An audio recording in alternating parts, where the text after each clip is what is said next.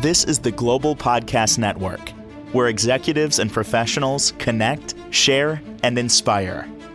Stay tuned for the conversations that drive success.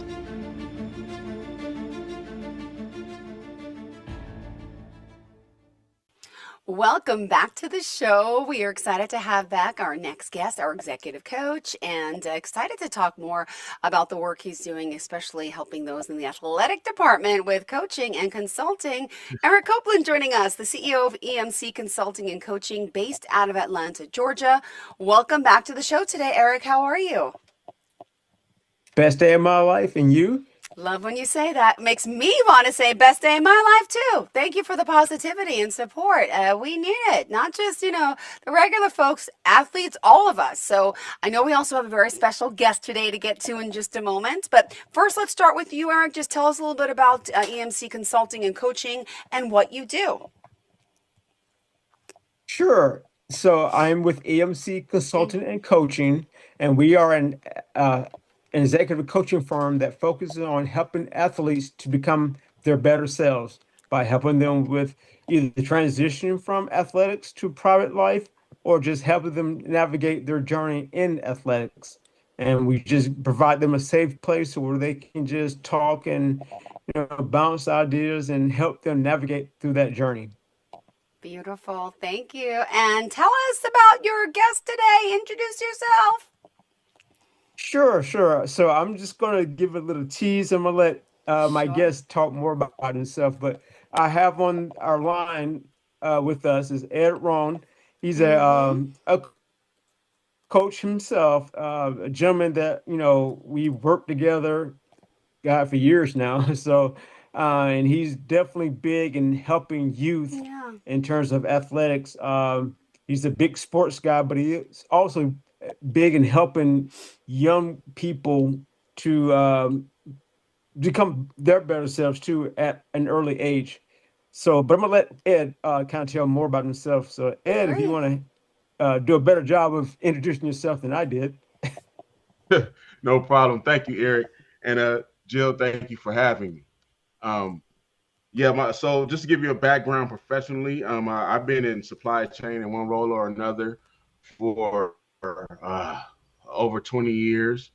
And so I guess my first experience coaching came like everybody else's, helping people in the supervisor or manager roles and project direction and working with folks in that regard. Me and Eric, like he said, we work together. We're doing some account management, and that's how we both got introduced to coaching in the formal leadership coaching from a formal standpoint. And so we both went through the program, and I think my imposter syndrome was a little bit stronger than Eric's. And so I went back to my passions, and my passions are, first of all, athletics and sports and, youth football, where I've been coaching for the past few years. Now I have had the blessing and opportunity to use my leadership coaching skills in that field, and also work with other organizations in my community that do youth development programming. And so I'm happy to be here to talk about that and talk about my experiences in that field and how I think that the athletic mindset is something that translates and permeates, throughout society. And because that's the reason why I'm so passionate about youth sports to begin with. We're not building athletes, we're building people and members of society. Wow. Impressive. Thank you so much for sharing all this. And just tell me about, how did the two of you specifically meet? Could you share just a little bit about that? You want to go, Eric, or I can go? Well, I mean, we originally met, we were both in the vending machine business, and we met up as account managers as part of that business. And Ed being based in California and I'm based in Atlanta, we always, every time we got together, we just had like a meeting of the minds, and always, we always had this gel and bond. And then we decided to go through this program with the University of Buffalo where to become coaches. So, and that's where our bond became even stronger. And, and because of that bond, we've partnered on, some I guess some assignments together, Yeah. and just trying to grow our business together where there's where there's cohesion and possibility. I don't know, Ed, if you want to add anything else to that. No, I think you stated it pretty well. Yeah, and then I actually still have my vending machine business, but yeah, me and Eric, we got together, we bonded there. We went through this program together, and we're peer coaches. So, I'm big on the idea that coaches need coaches, and Eric is one of my coaches. Amazing. And wow, Yeah. coaching everyone. Go ahead. Yeah. So I guess with you, working with you in the youth department, so what are some of the biggest challenges you see in that area, or some of the things that you have to overcome? Yeah. Well, I'd say that the biggest challenges in the youth sports area are the adults. You go into the environment understanding that the youth are underdeveloped, and so that's what we're there for, to develop them. But the adults have they come to the same issues that leaders Yeah. come to any other environment with. And so, looking at the leaders in the space and having conversations about emotional intelligence, Yeah. about building self-awareness, about about investing in their self-development and becoming more of an asset to the students and the athletes that we lead and that we have influence over is very important. And that's the same thing that you see in the professional world. That's the same thing that you see in the political world. And so there's no difference. It's just the adults have to focus in and work on Yeah. themselves so that they can teach children how to become better adults. But obviously there's a host of things that go along that are challenges with the students as well. But us adults, we have to order ourselves first. So I guess dealing with adults can be a challenge Uh-huh. at times. But I guess sometimes they may want to live vicariously through through the youth. Do you see that happening? Well, it happens. Well, first off, sports is big business, and even whether or not you're running a for-profit or non-profit organization, uh, you have to have a client base to serve, and there's competition for that client base. And so you couple that with the idea Yeah. of sports being fundamentally competitive. You set the stage for an environment where you can bring out the worst in people. And so we have to make sure that we focus on the development piece, because the tool that's supposed to be bringing out the best in people has the potential to bring out the worst in folks. It's funny because last night we had a conversation, in regards to pressure and how pressure reveals character. Mm-hmm. And I guess what do you see when, I guess, from an adult perspective and or from a youth perspective Good when they get question. hit with pressure? Yeah. I mean, I guess, yeah, Well, how they reveal themselves. well, I would put a spin on that. I think that pressure reveals preparation and you, your dedication to preparation is a symptom of or reflection of the character. Um, I fundamentally believe, and maybe I'm overly optimistic about it. I fundamentally believe that if people prepared with the concept of character first, that when Mm-hmm. they were faced with pressure, then you will be able to isolate whatever mistakes that they made and say that those issues were, not necessarily based in character, but based in a failure to prepare from a tactical standpoint. But with that being said, if you at a very fundamental level, if you fail to prepare, then you're Mm-hmm. you're you're displaying a lack of character. Yeah, great point there. Great point. And you mentioned previously we were talking about dealing with youth and with coaches. How do you go about getting buy-in in that regard, to buy into your system and Yeah. buying into what you're trying to get them to do? Uh, So I'm big on SOP. Been a guy that was in the supply chain and ran operations.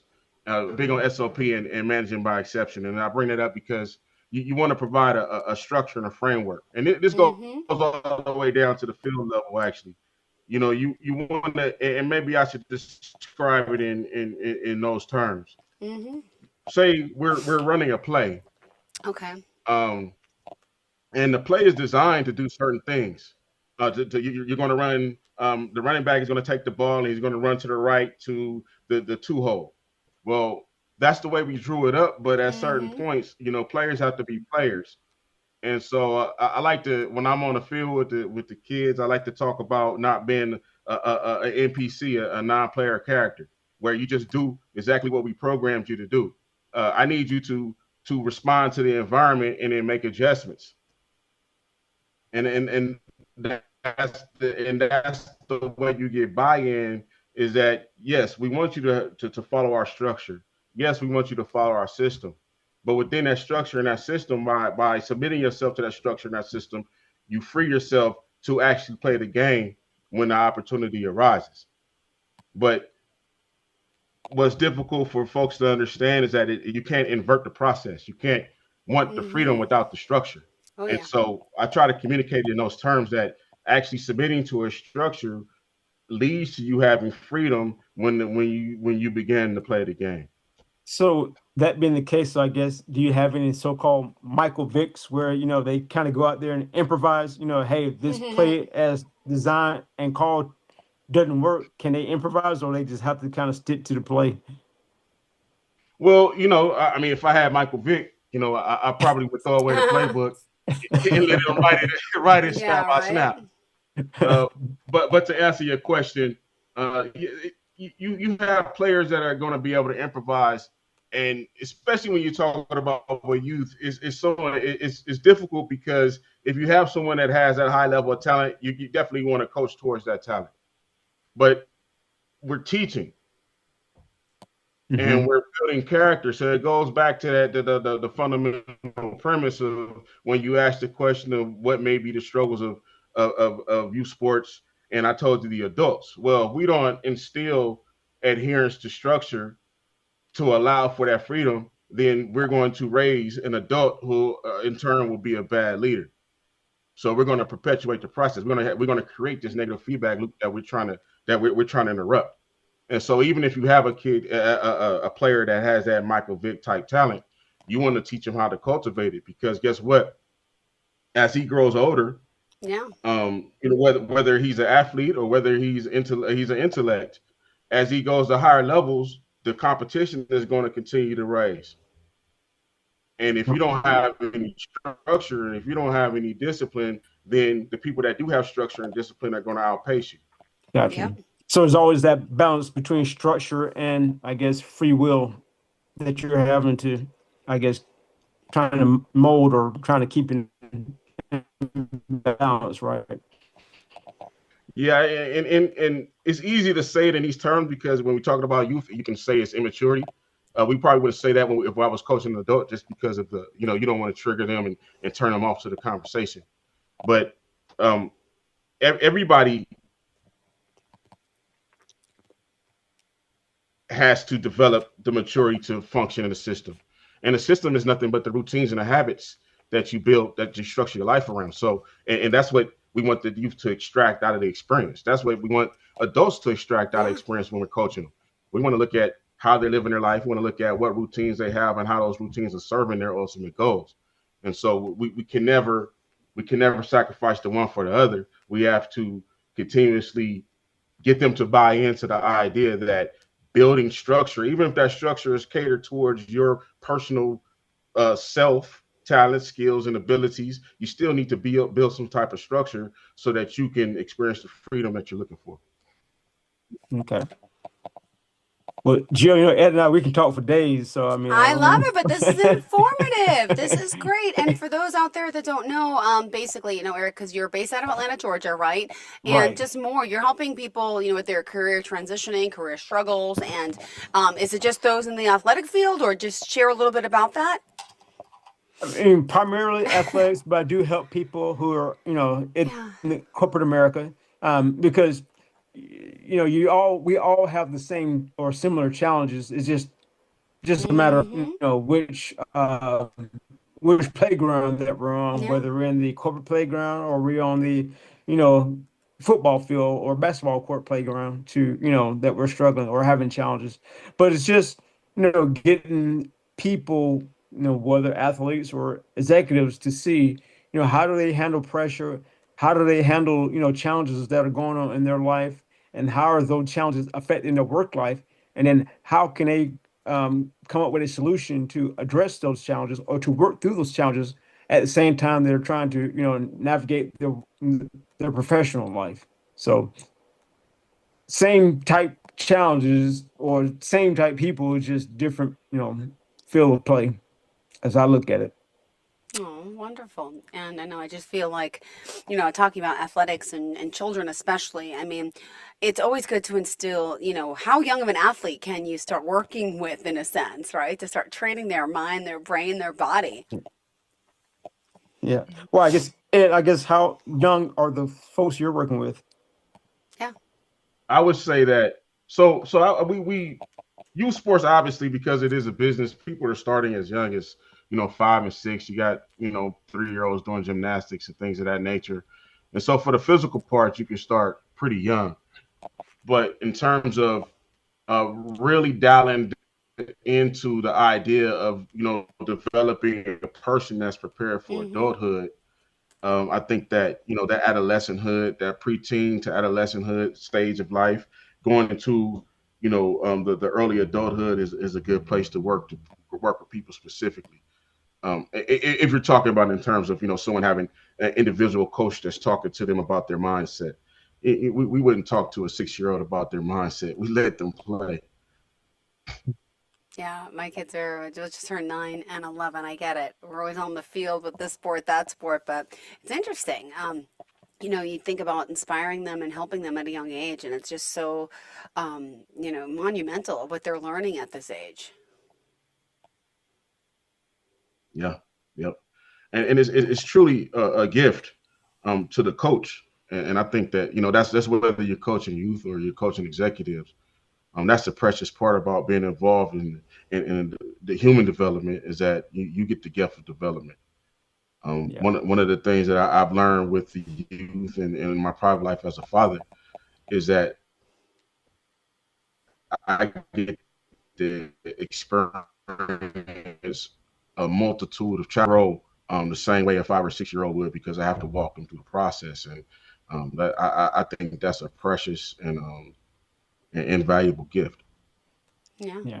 sure is. All right, we still got some more time. What else do you think is Yeah. important for your audience to hear, to learn, to Sh- know? Sure. And as Ed was talking about, some of the challenges that you've dealt with in terms of structure. I mean, you do see that on a professional level too, because you know some athletes, because they've been so Mm-hmm. gifted in their ability that they feel that's where a lot of them tend to get in trouble because I'm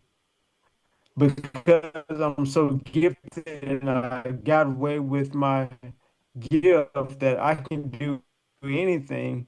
And unfortunately, that catches how to deal with people, and then people tend to want to shy away from them or shun them. So then you're having to talk with them and work with them and to getting them to understand, hey,